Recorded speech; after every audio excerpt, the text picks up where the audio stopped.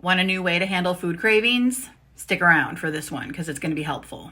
I used to think food had all the power, like all the control, until I learned what I'm about to tell you. It's called the pause, and it's exactly what it sounds like, okay? It is the idea of stopping yourself in the moment to check in and see what's really going on. This is a way of going behind or underneath the craving to see what's really happening in the moment. Like maybe it was a really stressful day at work. Maybe you got some bad news. Maybe it's all the news that's going on right now, right? And all of a sudden you're looking for a specific kind of food to soothe that stress. Because that's another thing. When we get a food craving, we typically think there's only two responses: to either give in to the craving and eat the food so that it will hopefully go away, which by the way, it never does. Or we think we're just gonna have willpower and determination and force ourselves to make the craving go away, which also never happens. If you know, you know. And this is where the pause comes in. This is why the pause is so powerful. Think of it like a third option, okay? So we're not giving into the craving. We're not trying to restrict the craving or resist it, because we all know what we resist will only persist. Instead, we're just taking a time out.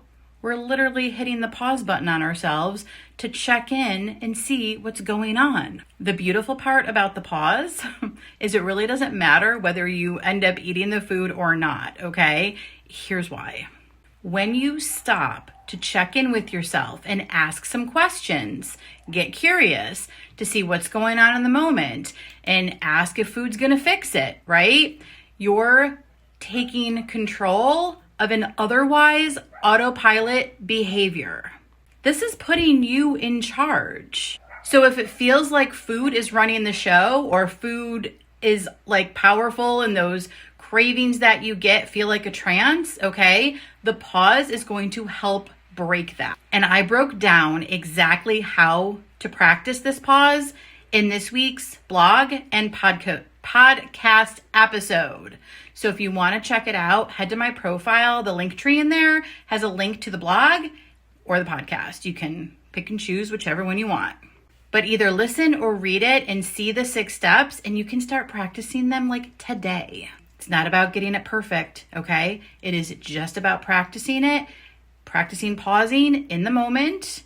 This is how you reclaim your power from food, okay? This is by far one of the most powerful tools that helped me change my constant cravings and 30-year habit of emotional eating, okay? And binge eating.